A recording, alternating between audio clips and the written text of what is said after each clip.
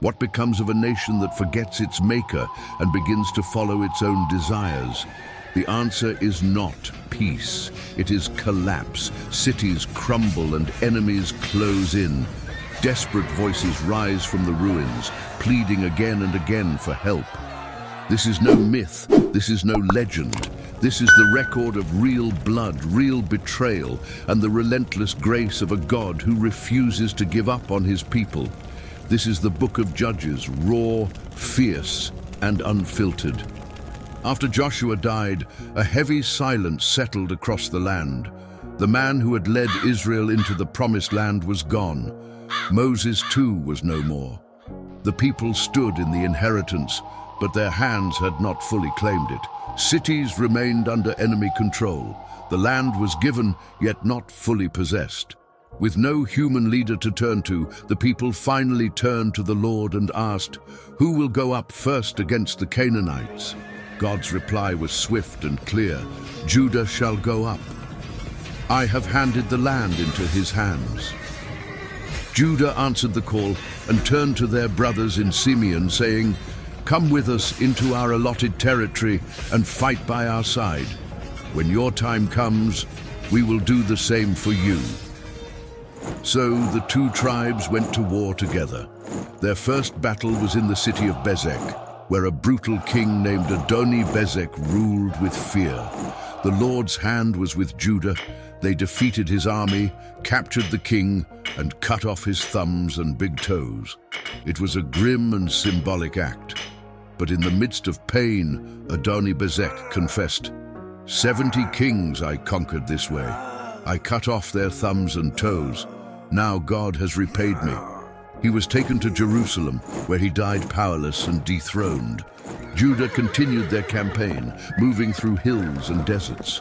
Wherever they went, God gave them victories. But when they faced enemies with iron chariots, even Judah faltered. These armored machines were beyond the strength of men. Yet while some stumbled, others rose. Caleb, the aged warrior who had once spied out the land in the days of Moses, stood again with courage. He offered a challenge. "Whoever captures Kiriath-Sepher will receive my daughter Achsah as wife." A young man named Othniel, Caleb's own nephew, accepted the challenge. He did not rely on heritage, but proved his worth in battle. He conquered the city and received Achsah. She was bold and wise, not a passive bride. She urged her husband, "Ask my father for land with water," Othniel asked. And Caleb responded with generosity, giving both the upper and lower springs, not just territory, but life itself.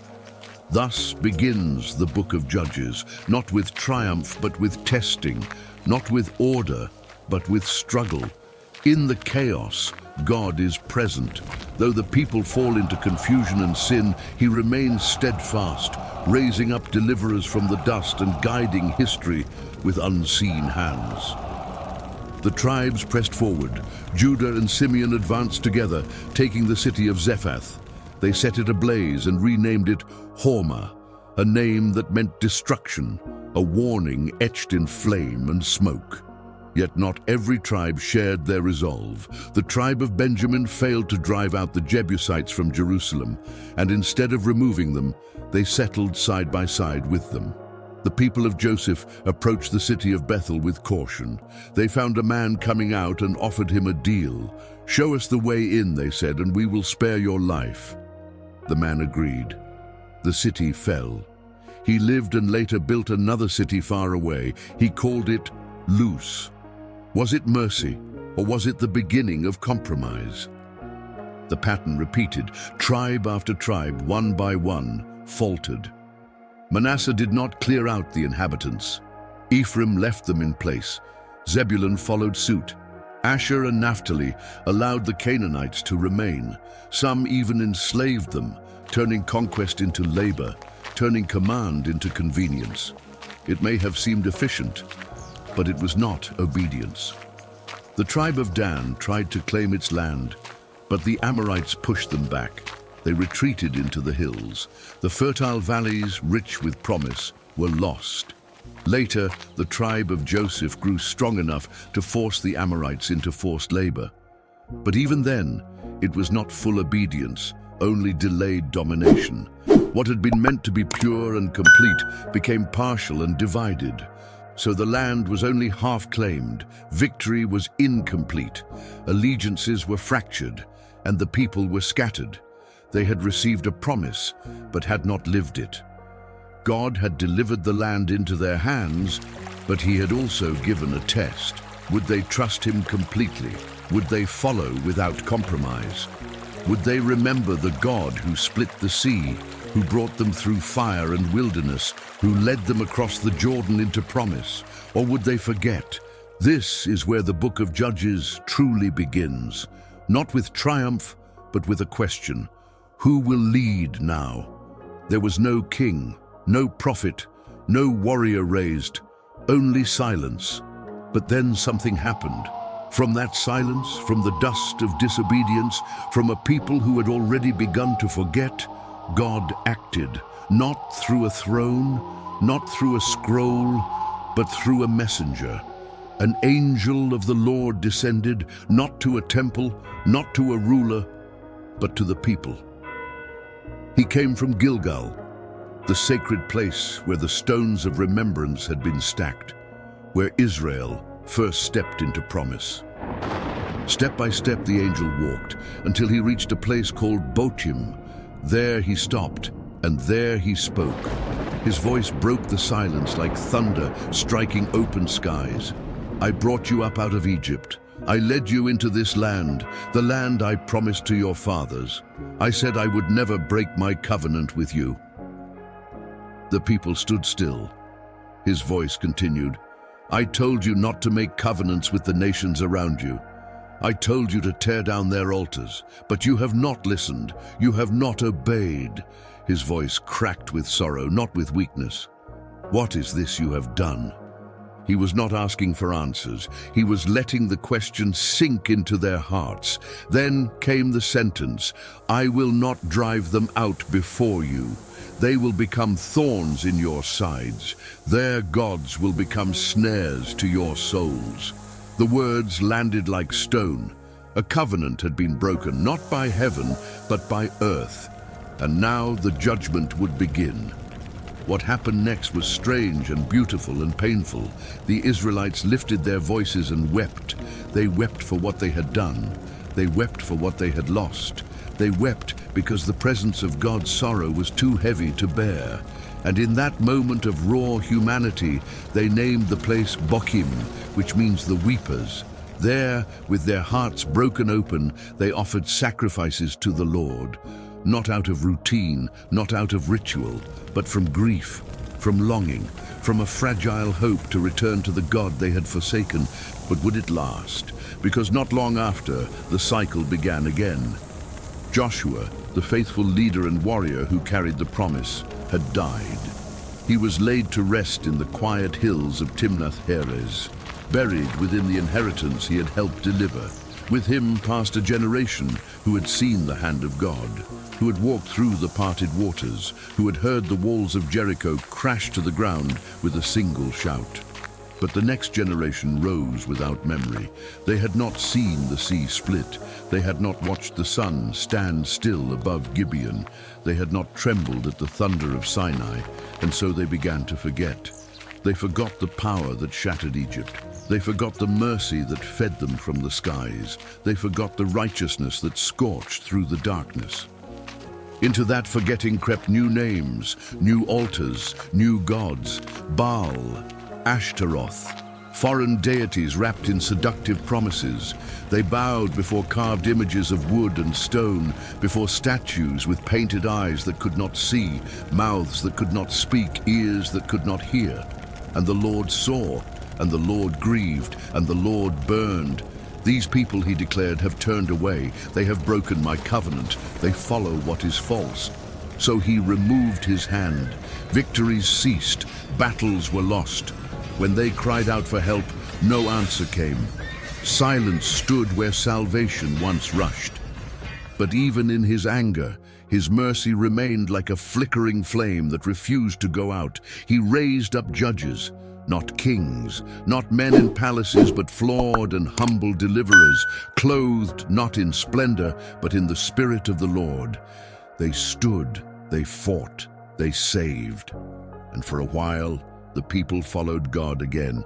But as soon as the judge died, the hearts of the people grew cold. They returned to their sins, only deeper, darker, worse than before. It became a cycle: obedience, then forgetting; idolatry, then defeat; crying out, then deliverance; peace, then rebellion. Round and round, again and again, the story repeated like a wound that never closed. The Lord watched. He searched their hearts and spoke again. "Because this nation has violated my covenant," he said, "I will no longer drive out the nations Joshua left behind. I will use them as a test to see whether my people will walk in my ways." And so the enemies remained: the Canaanites, the Amorites, the Sidonians, the Hivites, the Perizzites, the Jebusites, not because God had failed, but because his people had. They were meant to conquer, but instead they compromised. They were chosen to be set apart, but instead they blended in. The promised land was occupied, but not claimed. It was filled, but not free. God's people lived surrounded by those they had been commanded to drive out. Enemies remained, whispering in foreign tongues, worshipping foreign gods, watching from the shadows. And slowly, tragically, the Israelites began to change. They didn't just dwell near the nations, they married into them. They gave their daughters to pagan sons.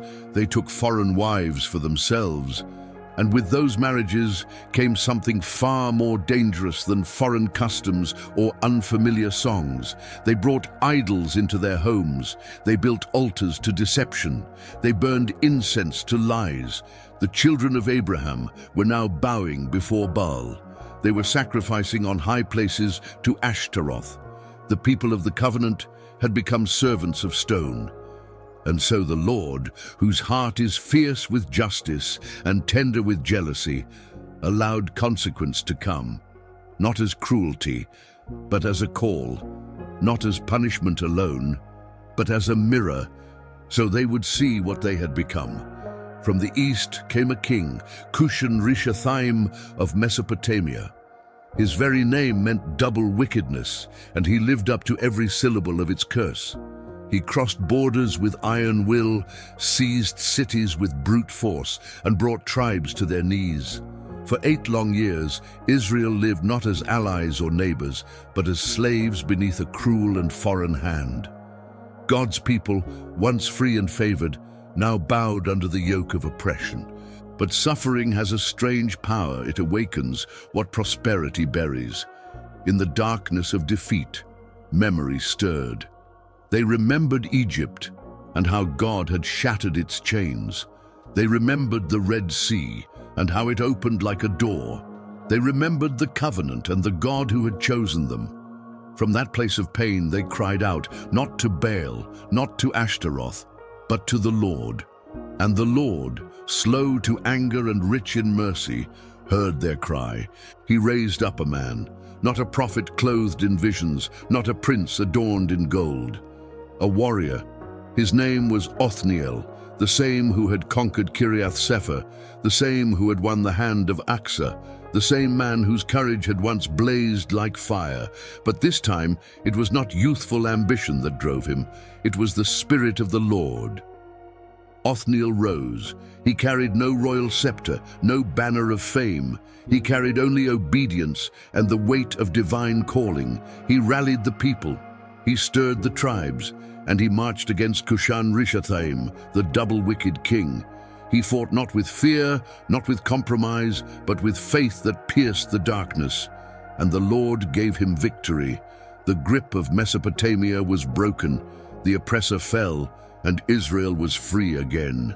Peace swept across the land like morning dew upon the fields.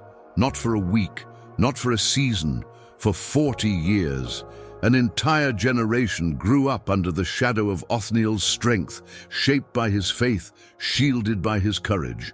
And when his time came, he passed quietly. No spectacle, no throne, just a man who had walked with God, who had stood when others fell, who had given his people peace. But peace is fragile in the hands of forgetfulness, and when Othniel was gone, the people lost more than a leader. They lost direction. They lost discipline. They lost the clarity of who they were and whose they were. And so they fell again, not by accident, but by choice. They did what was evil in the sight of the Lord, not in ignorance, but in rebellion. The covenant faded from their hearts like mist in the sun, and the Lord handed them over. This time, the enemy came from the south, Eglon, king of Moab, a man driven by appetite and power. He formed alliances with the Ammonites and Amalekites. Together, they swept across the land like a gathering storm. They crossed the Jordan and took the city of palms, Jericho, Israel's first conquest, now their first loss. And for 18 years, Israel served Eglon, a king whose throne groaned beneath the weight of his indulgence, a man who grew fat while the soul of a nation starved. But again, suffering became the soil of remembrance. Again, the people remembered. Again, they cried out, and again, mercy answered. This time, God raised up a man named Ehud from the tribe of Benjamin, a tribe whose name meant son of the right hand. But Ehud was left-handed, and that detail would change everything, because no one expected what came next. Ehud crafted a weapon, a short dagger, double-edged, perfect for concealment. He fastened it to his right thigh, beneath his garments, a place no guard would ever think to search. Then he joined the delegation tasked with bringing tribute to King Eglon, bags of coins, goods harvested from a subdued people, offerings that spoke of forced loyalty. The delegation bowed low, they laid down their treasure, and then they turned to go. But Ehud stopped, he turned back alone, and he said to the guards, "I have a secret message for the king." The words were soft, just enough to stir curiosity. Eglon, bloated with pride and unaware of danger, dismissed his men. The doors closed. Now it was just Ehud and the king, alone in silence. Ehud stepped forward and said, "I have a message from God for you." As the king rose from his throne, his heavy form rising slowly, Ehud reached not to his left side, but to the right, to the hidden blade. In one swift motion, he drove it deep into Eglon's belly. The fat closed around the blade, swallowing the handle. The king collapsed, dead. Ehud withdrew nothing. There was no time. He locked the doors behind him and walked away. Later, the guards approached. The doors were still shut. They assumed the king was relieving himself. They chuckled. They waited. They delayed. Time passed, until at last they opened the doors and saw the truth. Their king lay dead, but Ehud was already gone. He had fled to the mountains of Ephraim. There he raised a trumpet.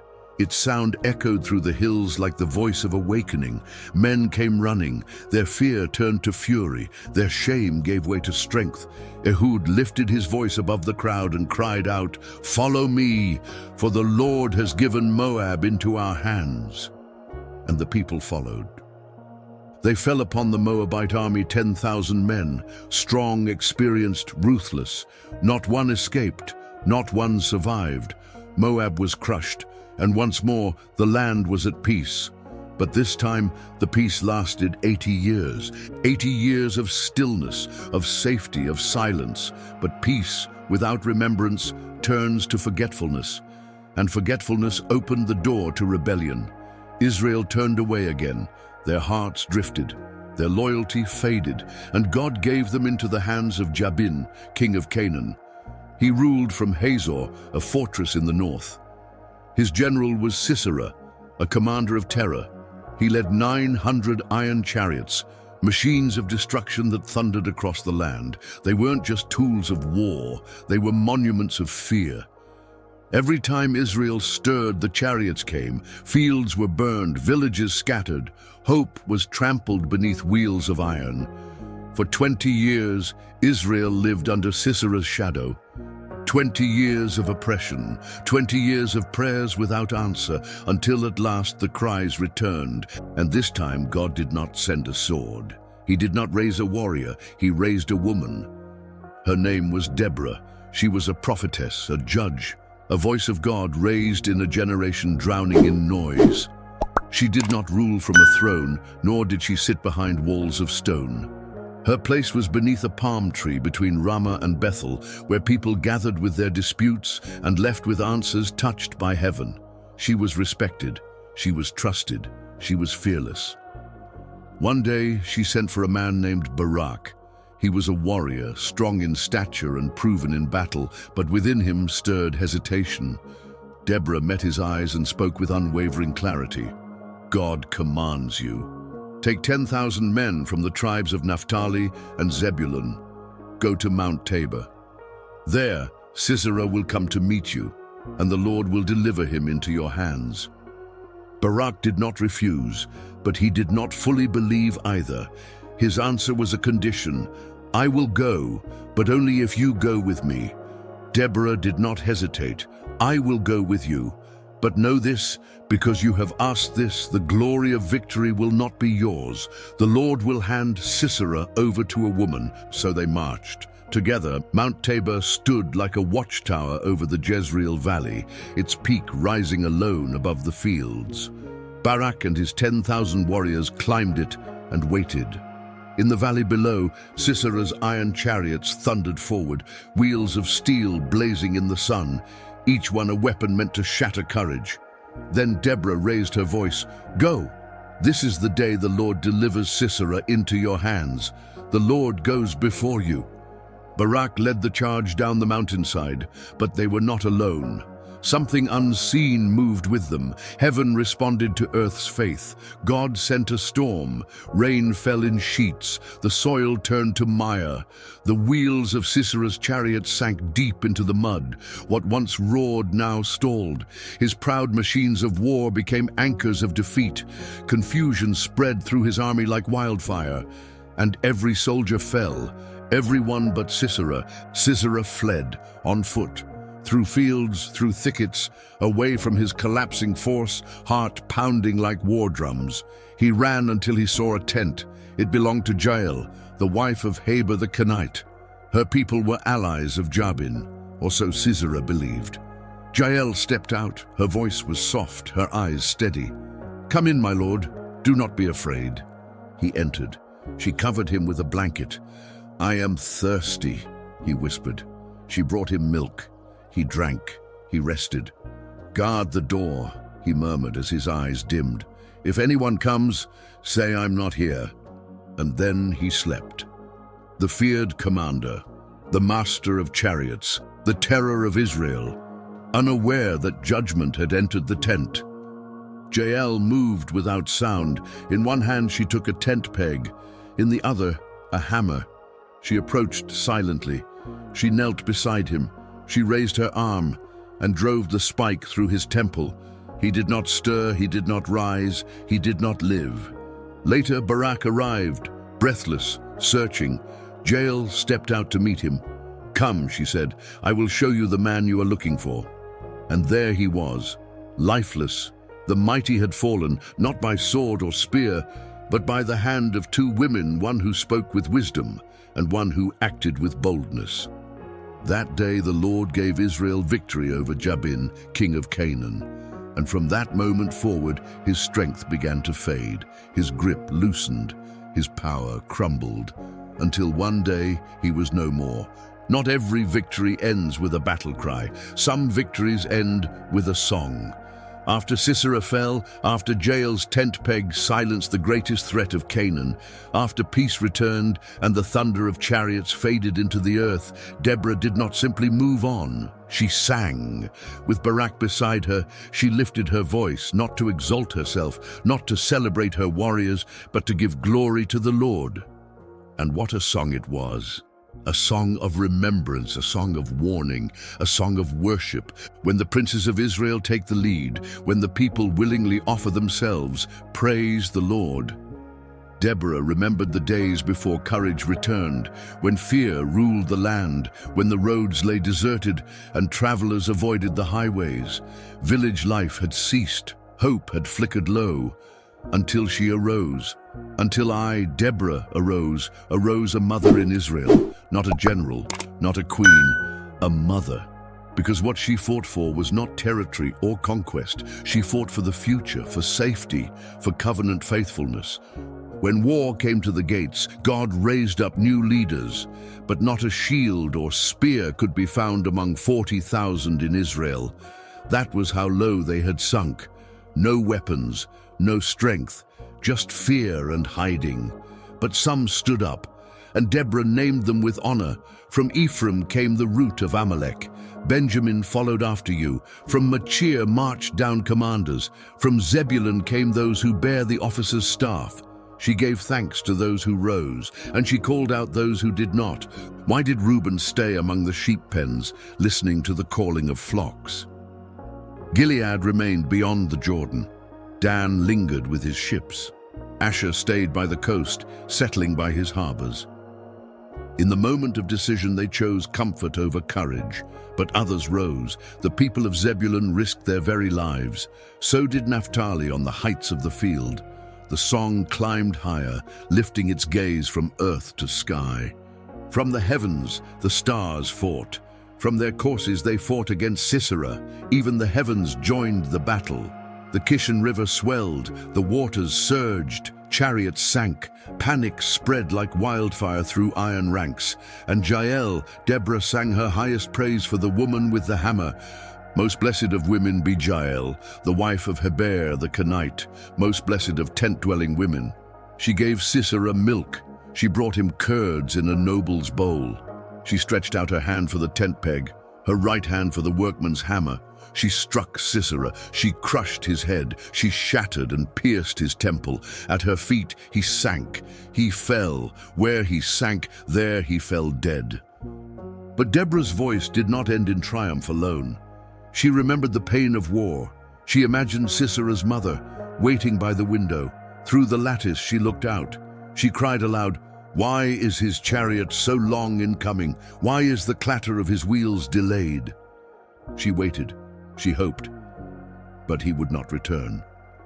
And Deborah brought her song to its final note, a prayer that rose like flame toward heaven. So may all your enemies perish, O Lord. But may all who love you be like the sun when it rises in its strength. And with that, the land was given peace for 40 years, not because of kings, not because of horses and armies, but because one woman listened to the voice of God, and another woman acted with courage. The land had peace until it didn't. 40 years passed after Deborah's song faded into memory, and once again, Israel forgot. They turned from the God who saved them. They did what was evil, and the Lord handed them over. This time, their oppressors were the Midianites, but they were not just conquerors, they were devourers. Every year, at harvest time, they came like locusts across the fields, riders on swift camels, swarming in waves, taking what was not theirs. They did not merely strike cities, they swept through the countryside. They stole grain, they slaughtered flocks, they seized donkeys and herds. They left nothing but silence and ruin. Fields stood stripped, trees stood bare. The people of God starved in the land of promise, driven into caves, hiding in mountain cliffs. For 7 years it continued, 7 years of labor stolen, 7 years of watching enemies grow fat on the sweat of your hands. 7 years of silence from the heavens, 7 years of fear hollowing out the soul, until once again the people cried out, and God answered, but not in the way they expected. He did not send an army, he did not raise a king. He sent a whisper, and it came to a man named Gideon. Gideon was not leading warriors. He was not planning strategy. He was not standing tall. He was hiding in a winepress, threshing wheat in secret, just trying to survive. And that was where the angel of the Lord appeared. in the fear, in the shadows, in the dust of desperation. The angel looked at him and said, "The Lord is with you, mighty warrior." Mighty warrior. Gideon turned, uncertain the words were meant for him. "Me?" he said. "If the Lord is with us, then why has all this happened? Where are the miracles our fathers told us about? Did not God bring us out of Egypt? But now he has abandoned us." The angel did not correct him. He did not argue. He gave a command. "Go in the strength you have. I am sending you to save Israel." But Gideon hesitated. "My clan is the weakest in Manasseh," he said, "and I am the least in my father's house." "Still," the voice replied, "I will be with you, and you will strike down the Midianites as if they were one man." Gideon asked for proof. He prepared an offering, a meal of meat and bread, and placed it on a rock. The angel reached out with his staff. Fire burst from the stone, consuming the food in a flash of divine flame. And then the angel vanished, and Gideon fell to the ground. "I have seen the Lord face to face." But God's voice came again. "Peace, do not be afraid, you will not die." So Gideon built an altar and named it Jehovah Shalom. The Lord is peace. That very night God gave him his first task. "Tear down your father's altar to Baal, cut down the Asherah pole beside it, then build a proper altar to me, and there offer a sacrifice." Gideon obeyed, but he did it in the dark, because sometimes even courage begins in the shadows. Even bravery begins with trembling hands. But obedience had begun. The next morning, the town awoke to something unthinkable. Baal's altar had been torn down, the Asherah pole lay in pieces, and in their place stood a new altar, raised to the Lord. The people were outraged. Their gods had been defied. Their sacred space had been violated. Voices rose. "Who did this?" And word spread quickly. It was Gideon. "Bring him out," they shouted. "He must die." But then Joash, Gideon's father, stepped forward. The very man who had built the altar to Baal now found courage rising in him. "Let Baal defend himself," he said, "if he truly is a god." And the crowd fell silent. From that day forward, Gideon was called Jerubbaal, the one who contends with Baal. But this was only the beginning. In the valley below, new danger gathered. The valley of Jezreel filled with Midianites, Amalekites, and nomads from the east. They came like a tide, their camels covering the land like grains of sand on the shore. And the Spirit of the Lord came upon Gideon. He lifted a trumpet to his lips. He blew the call, and the tribes of Israel came. But Gideon still wrestled with doubt. He prayed for confirmation. "If you will save Israel by my hand," he said, "let the fleece I place on the ground be soaked with dew, while the ground around it remains dry." Morning came. The fleece dripped with water, the earth was dry. Yet Gideon was not done. This time he asked for the reverse. "Let the fleece remain dry, and the ground be soaked." And again God answered. The fleece was dry, the ground was wet. The man who once threshed wheat in secret now stood at the head of an army, not because he was fearless, but because he believed.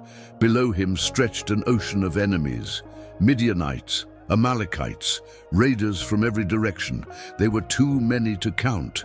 32,000 Israelites had responded to Gideon's call, but God had other plans. "You have too many men," the Lord said. "If you win with this army, Israel will boast and say, 'We did this by our own strength.' I will not allow that." So the Lord gave Gideon a test. "Tell the people, anyone who is afraid may go home." And 22,000 left, just like that. Only 10,000 remained. "Still too many," God said. "Take them to the water. I will test them there." So Gideon watched. Some men knelt and drank with their faces in the stream. Others scooped water with their hands, alert, ready, watchful. "Set apart those who drink with their hands," the Lord said. 300 men against an army that filled the horizon. 300 against camels that moved like waves. 300 to face thousands. And God said, "With these 300 I will save Israel." The rest returned home. That night Gideon still wrestled with fear. Though the army had been chosen, though the signs had been given, his heart trembled beneath the weight of what lay ahead. So God, in his kindness, gave him a gift. "If you are afraid," the Lord said, "go down to the enemy camp. Listen to what they are saying." So Gideon rose in the dark and crept toward the edge of the camp, taking his servant Purah with him. They moved past the tents, past the resting camels, past the flicker of distant fires, until the silence was broken by voices. 2 enemy soldiers were talking. One described a dream. "I saw a loaf of barley bread tumble into our camp. It struck a tent, and the tent collapsed. The second man grew pale. That can be nothing but the sword of Gideon. God has given Midian and the whole camp into his hands." Gideon's heart surged, but he did not run. He knelt right there on enemy soil. He bowed low and worshipped. He whispered praise into the dust. He thanked the God who had written victory into dreams and planted fear in the hearts of their enemies. Then he returned to his men with a plan no general would have dared to imagine. "Take a trumpet," he said. "Take a clay jar. Hide a torch inside. Follow me." 300 men divided into 3 companies, no swords in hand, no surprise ambush, just sound, just light, just obedience. In the stillness of the midnight hour, they encircled the enemy camp. Gideon lifted his voice. Now they blew their trumpets. They smashed the jars. They raised their torches high, and together they cried, "A sword for the Lord and for Gideon." The valley erupted. Confusion shattered the night. The enemy awoke in terror. Lights flashed all around them. Shouts rose like thunder, and they turned on one another, slashing wildly in the dark. Screams pierced the chaos. Horses broke free, camels bolted, soldiers fled. The camp dissolved into panic. Israel held no weapons, but the enemy was already defeated. Those who escaped were pursued. Men from Naphtali, Asher, and Ephraim joined the chase. 2 Midianite princes, Oreb and Zeb, were captured and slain at places that would bear their names in memory of their downfall. And as the dust of battle settled, Gideon's 300 stood firm, not because of strength, not because of numbers, not because of strategy, but because they believed. They trusted a God who wins battles with broken jars and hidden fire. They obeyed when obedience made no earthly sense. They followed the whisper in the dark, more than what their eyes could see in the daylight. The battlefield grew quiet. The camels were gone. The tents lay in ruins. The valley that once roared with the hooves of enemies now rested under the silence of peace. And the name of Gideon spread. It moved from tent to tent, from camp to village. It rose like a legend and settled like a psalm. The man who tore down the altars of Baal. The man who fought with only 300. The man who watched God break an army, not with might, but with faith. But the war was not over. 2 kings of Midian, Zebah and Zalmunna, had escaped with the last remnants of their army. And Gideon was not finished. With only his 300 men, he pursued them across the Jordan. They were exhausted, they were hungry, but they were driven.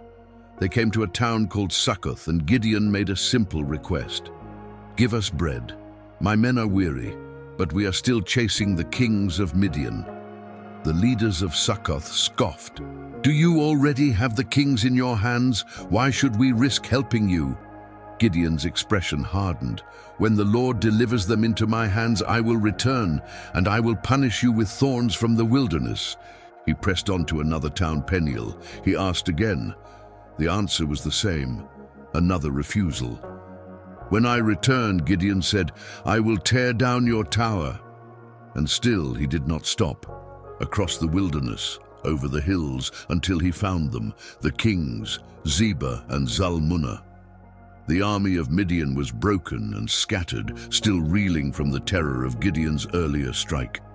They were caught off guard, and Gideon captured them, the kings who had slaughtered his people, the rulers whose hands were stained with blood. He turned back, He returned to Succoth with the kings as proof. "Here they are," he said, "the men you mocked me for pursuing."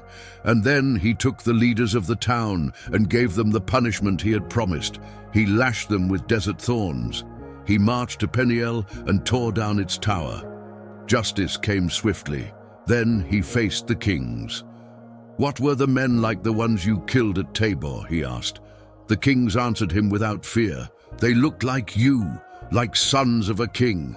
Gideon's voice trembled. "They were my brothers, my mother's sons. If you had spared them, I would have spared you." He turned to his young son.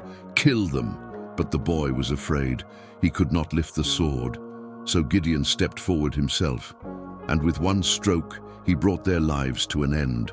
The land was safe, the enemies were gone, and the people came. They gathered around him. "Rule over us," they said. "You, your son, and your grandson, you saved us." The crown was in reach. The throne waited in silence. But Gideon answered with a heart anchored in something greater than power. "I will not rule over you. My son will not rule over you. The Lord will rule over you." He refused the throne. He walked away from kingship, but he made a single request. "Each of you give me one gold earring from the plunder." And they did. Gold poured in, over 40 pounds of it. From that, Gideon crafted an ephod, a sacred garment like the ones worn by priests. He placed it in his hometown, in Ophrah.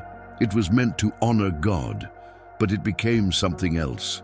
The people came to it, they bowed before it, they worshipped it, and what was meant as a memorial became a snare. Not only for Israel, but for Gideon and his household. The man who once tore down idols had unintentionally made one. Gideon had many wives, 70 sons, and a son from a concubine in Shechem named Abimelech. He lived out his days in peace. Midian never rose again. Gideon, also called Jerubbaal, died old and honored. But when he died, the people turned again. They ran back to the Baals. They forgot the Lord. They forgot Gideon. They forgot everything. Because sometimes the final test is not what you fight on the battlefield. It is what you carry in your own heart. After Gideon's death, the land enjoyed peace. But peace, when left unguarded, becomes fragile. In the silence that followed, ambition began to stir.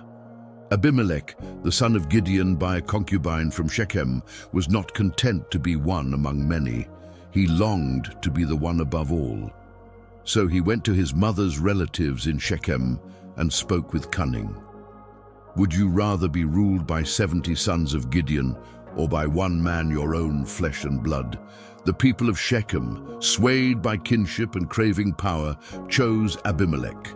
They gave him 70 silver shekels from the temple of Baal-berith. With this money, Abimelech hired ruthless men, reckless, godless mercenaries.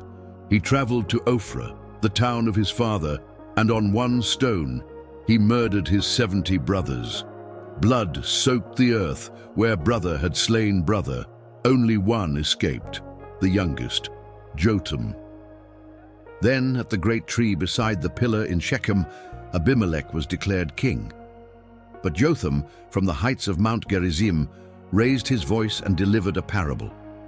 The trees once sought a king. They asked the olive tree, the fig tree, and the vine, but all declined. Then they asked the thorn bush, which accepted and said, "Take refuge in my shade, or fire will come from me." Jotham's cry rang out over the hills. "If you have acted in truth and honor, may you rejoice in Abimelech. But if not, may fire come from him to consume you, and fire from you to consume him." And then Jotham fled. Abimelech ruled Israel for 3 years, but God sent a spirit of division between him and the leaders of Shechem. Their alliance turned to suspicion. A man named Gaal, son of Ebed, moved into Shechem and stirred rebellion. Zebul, the city's governor and Abimelech's secret ally, warned the king. Abimelech set an ambush. As Gaal stood at the city gate, Abimelech's forces descended. Gaal was driven out. The next morning, as the people returned to their fields, Abimelech split his men into 3 companies and attacked. He captured the city, killed its people, and sowed its ground with salt. The remaining leaders of Shechem fled to the tower of El-Berith. Abimelech gathered wood, piled it around the tower, and set it ablaze. The fire consumed the tower and burned alive nearly 1,000 men and women. Then Abimelech marched to Thebez. The people there also fled to a strong tower. As Abimelech approached, preparing once more to burn it, a woman dropped an upper millstone from above. It struck his head and cracked his skull. Wounded and ashamed, he called to his armor-bearer, "Draw your sword and kill me, so they cannot say a woman struck me down." His servant obeyed. Abimelech died. And so God repaid Abimelech for the blood of the 70 sons of Gideon. And God brought judgment on the people of Shechem for the evil they had done. When the fires died and the smoke lifted, Israel was left wounded and in need of healing, not by another warrior king, not by a man of ambition, but by someone steady, someone faithful, someone quiet.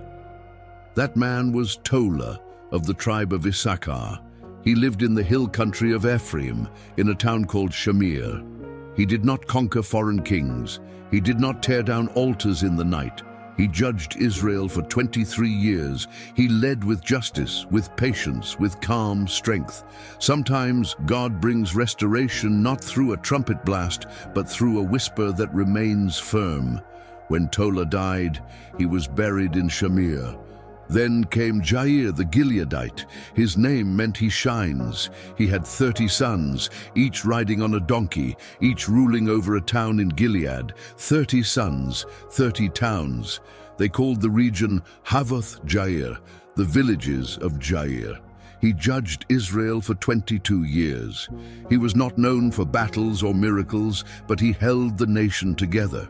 He stood in the gap when others forgot how. And when he died, they buried him in Carmel. Tola and Jair were not like Gideon or Deborah or Samson. They did not shake mountains or call down storms, but they were chosen. And sometimes, the mightiest leaders are the ones who remain faithful when everyone else forgets. In the rugged lands of Gilead lived a man named Jephthah. He was strong, he was skilled, he was respected for his bravery.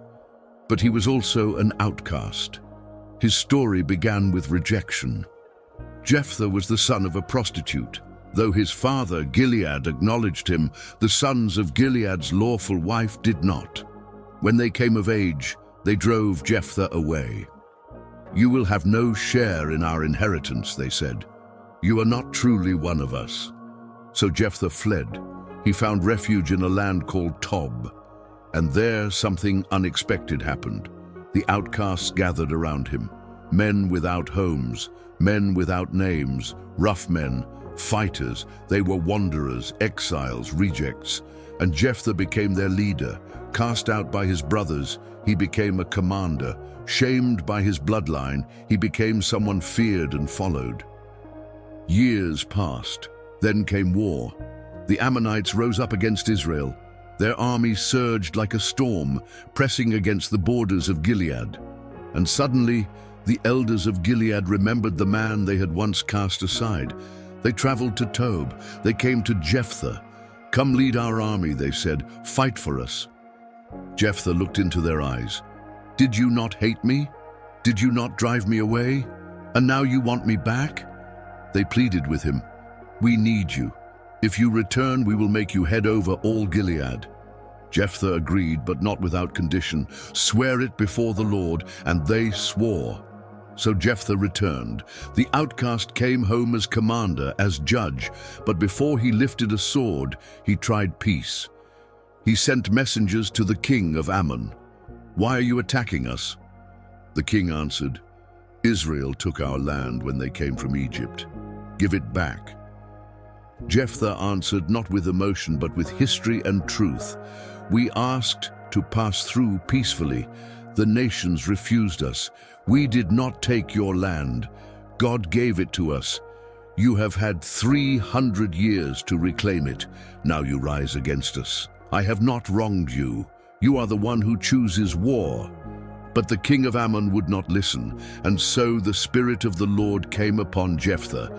He led his men through Gilead, through Manasseh, to the borders of Ammonite territory.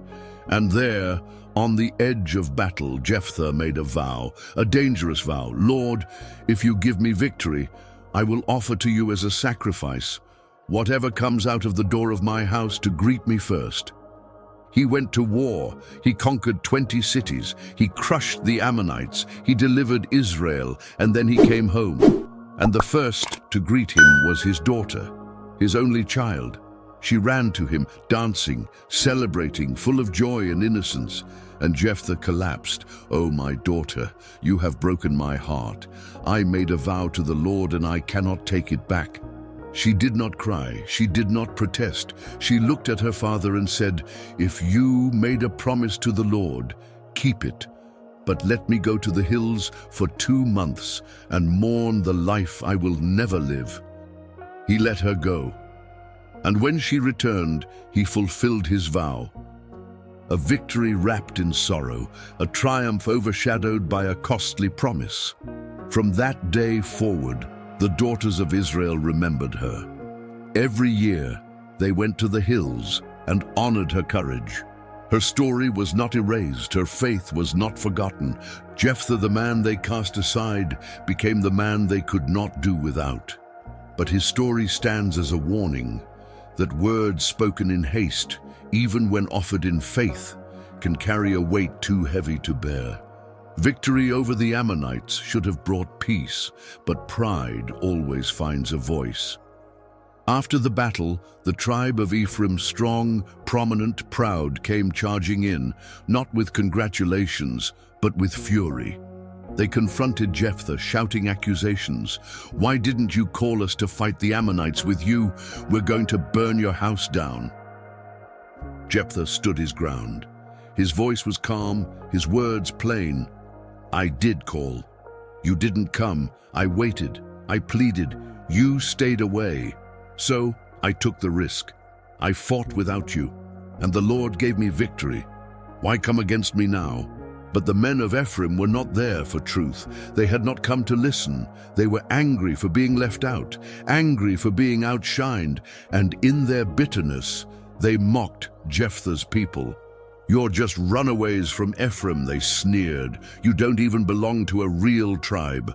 Their words stung like arrows. Insults turned to threats, and threats erupted into war. Jephthah had no choice. He gathered his warriors, and civil war broke out in the land of promise, brother against brother, Israelite against Israelite. The Gileadites rose and struck down the army of Ephraim. Then they moved swiftly to the Jordan River, the way of escape. They blocked it, and every Ephraimite who tried to cross was stopped and tested. Say the word Shibboleth. But the Ephraimites could not pronounce it correctly. They said Sibboleth, a small difference, a single sound, but it told everything. It revealed who was kin and who was not. On that riverbank, 42,000 Ephraimites were cut down, not by foreign enemies, not by Philistines, but by their own brothers.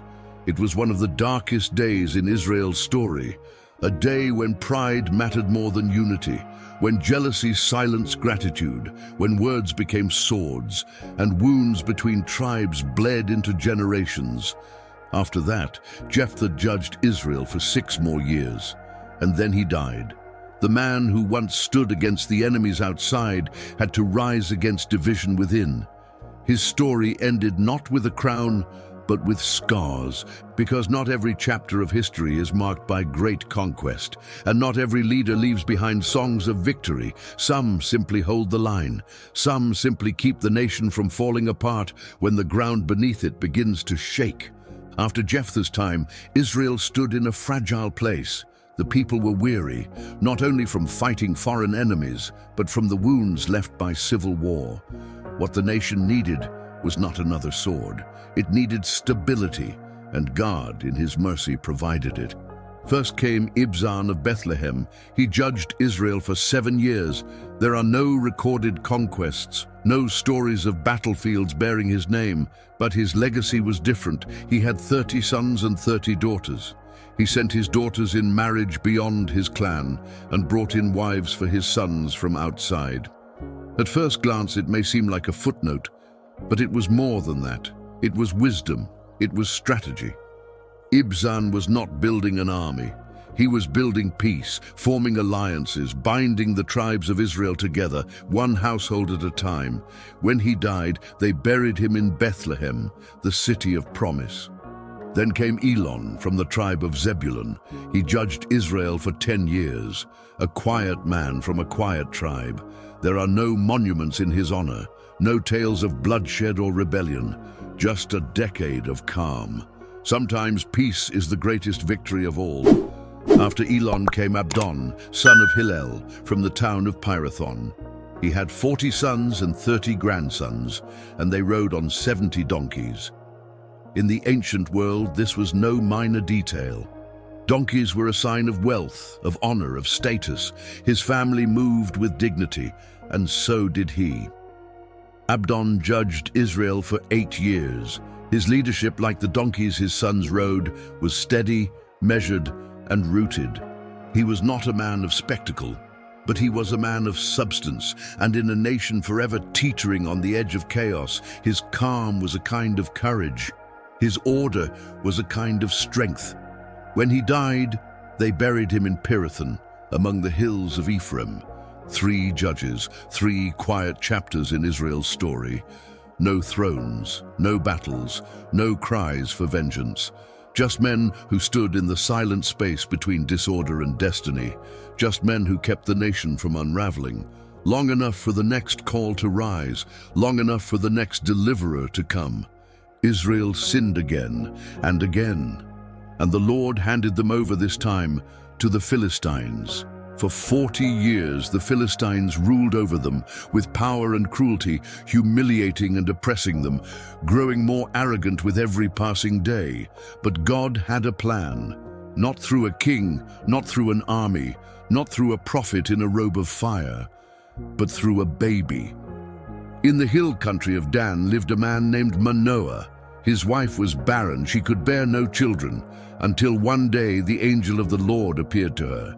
"You are going to have a son," he said, "but he must be set apart from birth. No wine, no unclean food, no razor shall touch his head. He will begin to save Israel from the hand of the Philistines." The woman ran to tell her husband, and Manoah prayed, "Lord, let the man of God return and teach us how to raise the child who is to come." And the angel came again. Manoah met him and prepared a meal. But the angel said, "Offer it to the Lord." So Manoah placed it on the rock. And as the fire rose from the altar, the angel of the Lord ascended in the flame. Manoah fell to the ground trembling. "We have seen God. Surely we will die." But his wife, wise and calm, said, "If the Lord intended to kill us, he would not have accepted our offering." And in time, she gave birth to a son. They named him Samson, and the Spirit of the Lord began to stir within him. He was a Nazirite from birth, set apart, chosen, anointed. But Samson's strength would always wrestle with his weakness. His calling would battle his desires. And that war was just beginning. Samson grew strong, not only in body but in confidence, perhaps too much. One day he went down to Timnah, a Philistine city, and there he saw her, a woman of the Philistines, beautiful, captivating, forbidden. He returned to his parents and said, "I saw a woman in Timnah. She is the one. Get her for me." His parents were stunned. "Can you not marry someone from among our people? Must you go to the Philistines?" But Samson insisted, "She is the one." They did not realize that even this reckless desire was part of the Lord's plan to confront the Philistines. So they went to arrange the marriage. Along the way, Samson walked through a vineyard, and suddenly a young lion came roaring toward him. And in a moment, the Spirit of the Lord came upon him. With his bare hands, Samson tore the lion apart as easily as one tears a young goat. He told no one. Later, passing the same path, he saw the lion's carcass. and inside it bees had made honey. He scooped some out, ate it, and gave some to his parents without telling them where it came from. The wedding feast arrived, and with it a challenge. Samson stood before 30 Philistine men and made a wager. "Let me tell you a riddle. If you solve it in 7 days, I will give you 30 sets of clothes. But if you cannot, you must give me 30. They agreed. And he said, "Out of the eater came something to eat. Out of the strong came something sweet." They pondered, they struggled, but they could not solve it. So they turned to Samson's bride. "Trick him," they said, "or we will burn you and your father's house to the ground." Day after day she wept, she begged, she pressed him with tears. And on the 7th day, Samson gave in. She ran to the Philistines, and they returned with the answer. "What is sweeter than honey? What is stronger than a lion?" Samson's eyes narrowed, his voice was cold. "If you had not plowed with my heifer, you would not have solved my riddle." And the Spirit of the Lord came upon him again. He stormed into a Philistine town, struck down 30 men, took their garments, and paid his debt to the wedding guests. Then he left, burning with fury, betrayed and humiliated. And the woman he was to marry? The Philistines gave her to his best man. This was more than heartbreak. This was the spark. The war had begun. Some wounds cut deeper than blades. When Samson returned to Timnah, his heart still bruised, his anger still simmering beneath the surface, he brought with him a peace offering, a young goat. He went to see his wife, but her father met him at the door. "I thought you hated her," the man said. "I gave her to your best man, but her younger sister is more beautiful. You can marry her instead." Samson said nothing at first, but his jaw clenched. The betrayal struck deeper than any sword. Pain turned into fury. This time he said, "I cannot be blamed for what I will do to the Philistines." And he vanished into the hills. What he did next, no one saw coming. He caught 300 foxes. He tied them together in pairs, tail to tail, and between each pair, he fastened a burning torch. Then he released them into the Philistine fields. Fire streaked across the grain, the vineyards, the olive groves. It was not just destruction, it was a declaration, a storm of vengeance. Everything burned. The Philistines were stunned. "Who did this?" someone asked. A name was whispered. Samson. Because they gave his wife away. So the Philistines, like all cruel men, did not strike the guilty. They struck the weak. They took the woman and her father, and they burned them alive. When Samson heard what they had done, he did not weep. He did not turn away. He said, "If this is what you have done, I will not stop until I have had revenge." And he struck again, relentless, furious. Many fell by his hand. Then he withdrew to a cave in the rock of Etam. But the Philistines were not finished. They marched into Judah, demanding his surrender. The men of Judah came to the cave. "Why are you doing this?" they asked him. And Samson answered, "I only did to them what they did to me." "We have to hand you over," they said. "The Philistines rule over us." Samson looked at them and said, "Swear to me you will not kill me yourselves." So they tied him with new ropes, fresh and unbreakable, and led him to the Philistines.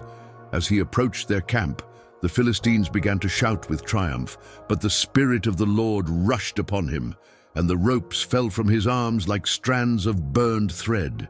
He reached for the first weapon he could find, a donkey's jawbone, and with it he struck down 1,000 men. When the dust cleared and silence fell, Samson stood over the slain. "With a donkey's jawbone, I have made them into heaps. With a donkey's jawbone, I have slain 1,000 men." And he dropped the bone where he stood. He called the place Ramath-lehi, Jawbone Hill. But even heroes grow weary, even giants thirst, and Samson cried out to the Lord, "You gave me this great victory, and now will I die of thirst?" God heard, and God answered. He split open a hollow place in the ground. Water poured forth. Samson drank, and his strength returned. He named the spring En-Hakkore, the spring of the caller.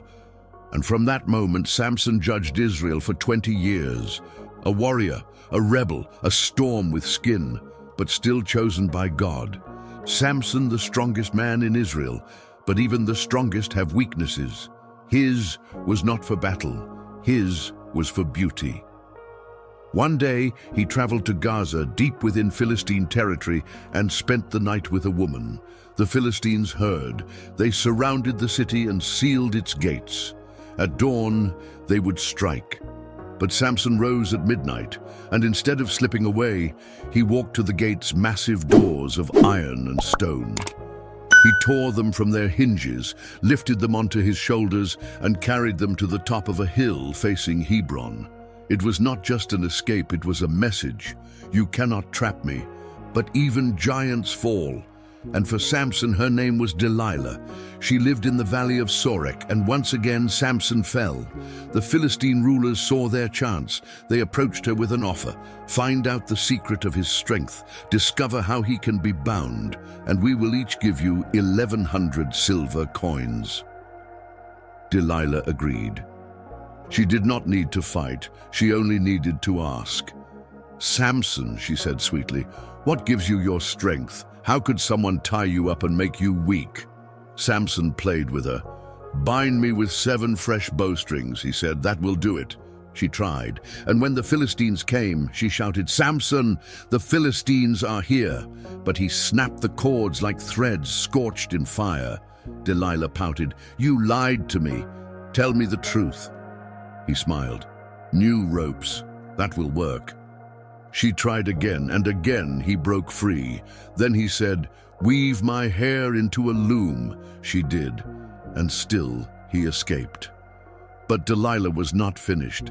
Day after day she pleaded, she cried, she wore him down until his soul was weary to the point of death. And at last Samson gave her his heart. I have been a Nazirite from birth, he said. If my hair is cut, I will lose my strength and be like any other man. She knew he had spoken the truth. She sent word to the Philistines. Come now, he has told me everything. That night she lulled him to sleep on her lap. And while he slept, she shaved off the 7 locks of his hair. Then she whispered, Samson, the Philistines are here. He awoke, ready to fight. I will break free as before.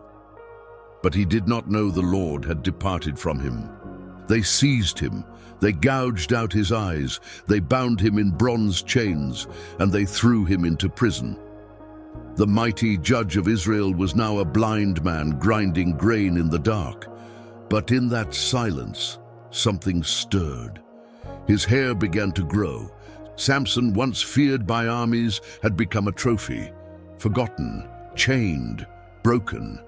The Philistines rejoiced. The mighty had fallen. So they threw a great feast in the temple of their god, Dagon. Thousands gathered, rulers, nobles, crowds.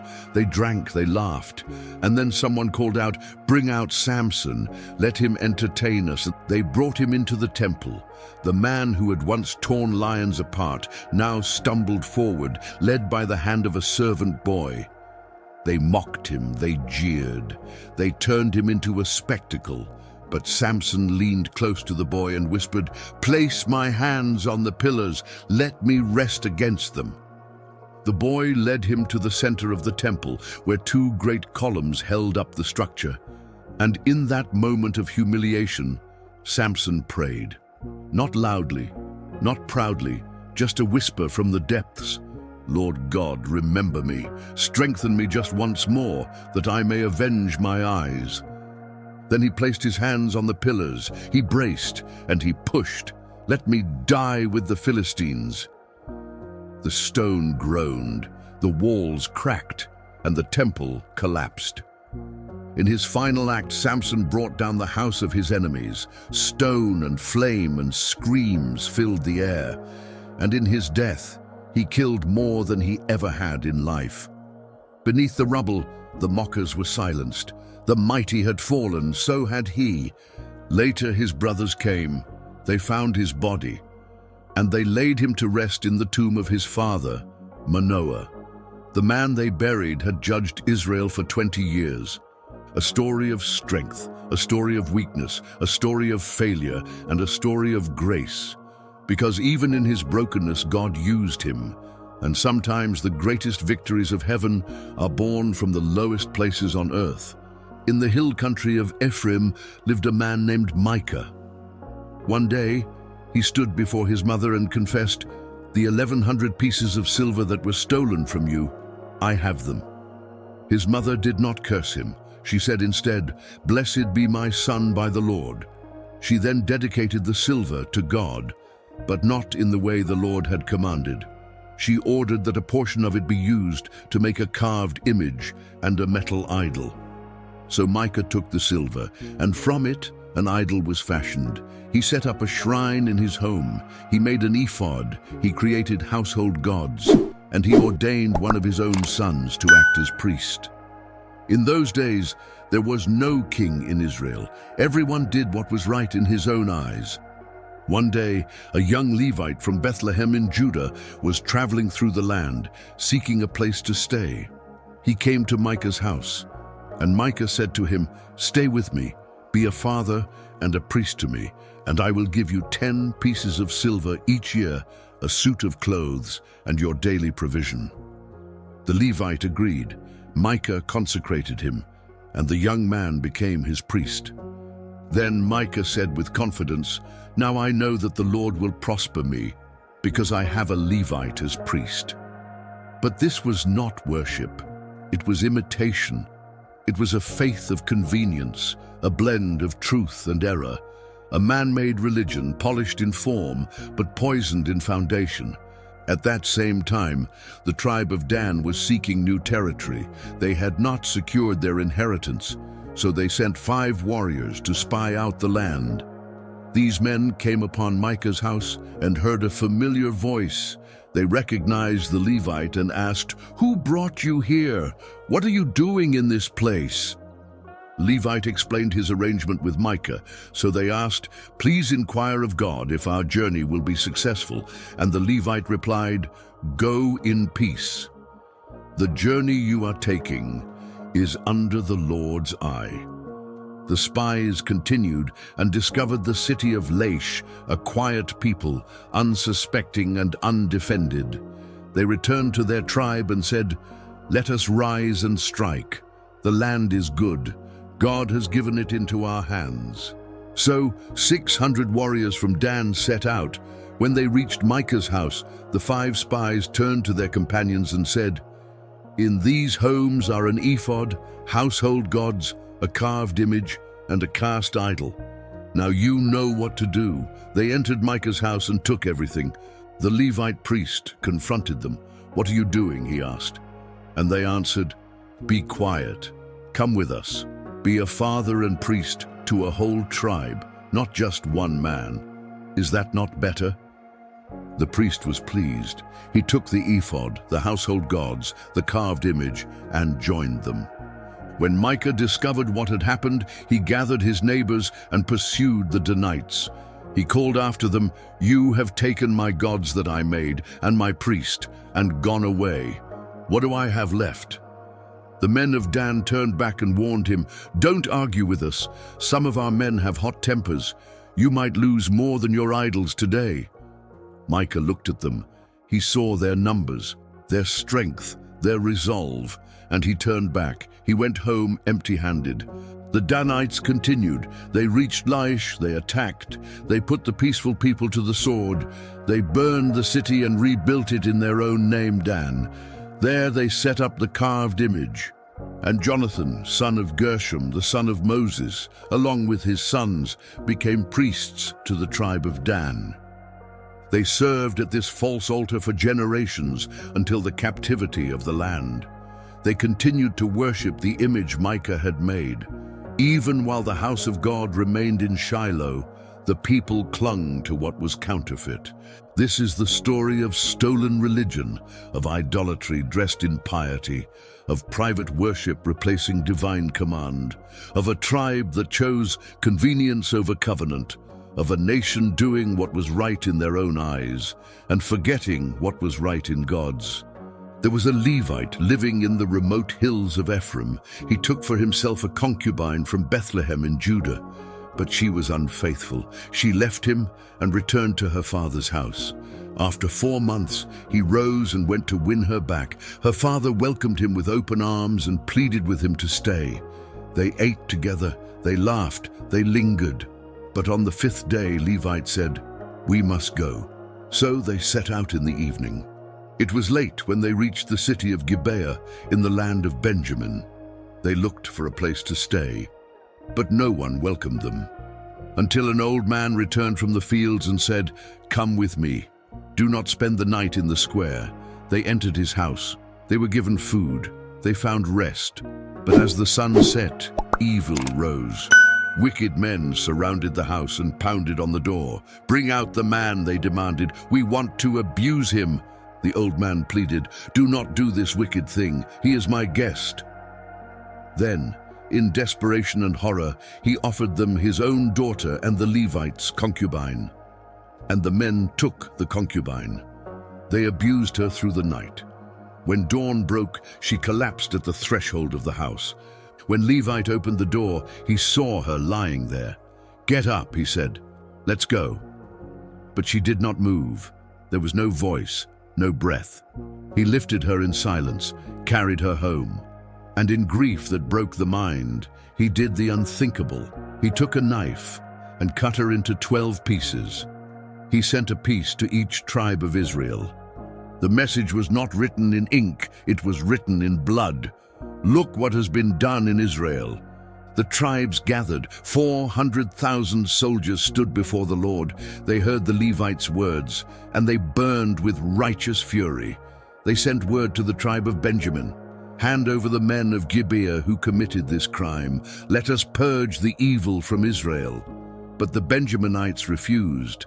Instead, they prepared for war, and brother stood against brother. The armies of Israel marched. On the first day, Benjamin struck down 22,000. On the second, 18,000 more. But on the third day, Israel set an ambush. They burned the city, surrounded the warriors, and 25,000 Benjaminites fell. Only 600 escaped, fleeing into the wilderness. Then Israel turned on the towns of Benjamin, burning, destroying, erasing. But once the battle ended, sorrow began. The tribes gathered and wept before the Lord. "One tribe is nearly gone. What have we done?" They had made a vow in their fury, "No daughter of ours shall marry a Benjamite." But now they sought to restore what they had nearly destroyed. They found one town, Jabesh Gilead, that had not come to the assembly. They attacked it and spared only 400 young women. These they gave to the remnant of Benjamin, but it was not enough. So they crafted a plan. During the festival at Shiloh, young girls would dance in the vineyards. "Let the Benjaminites hide," they said, "and when the girls come out, each man may seize a wife." And they did. The men of Benjamin took wives, rebuilt their towns, and returned to their inheritance. And the book of Judges ends with a single sentence, a sentence that explains everything. In those days, there was no king in Israel. Everyone did what was right in his own eyes. This is the book of Judges, not just history, a mirror, a window into a nation's soul. What began with the faithfulness of Joshua ended in chaos. They had the land, they had the law, they had the stories of miracles and deliverance, but they lacked one thing, a heart that remembered. And we watched them win battles and fall to idols. We saw them cry out to God only to forget him again. Each judge brought a spark of hope: Othniel, Ehud, Deborah, Gideon, Jephthah, Samson. But every story traced the same pattern: disobedience, disaster, desperation, deliverance, and then disobedience again. The cycle never broke. It only spiraled deeper. They did not need another warrior. They needed a king, not just to fight their enemies, but to lead their hearts, not just to bring peace, but to bring truth, not a throne of iron, but a heart that would never turn from them. And centuries later, that king would come, born not in a palace but in a stable, riding not with armor but on a donkey, wearing not a crown of gold but a crown of thorns. He would not slay with the jawbone of a donkey. He would conquer with love. He would defeat not Philistines but sin and death and the grave.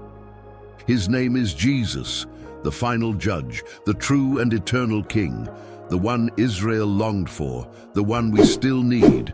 The book of Judges ends in darkness, but it points to the light, a people lost, a God who never gave up, a story waiting for redemption.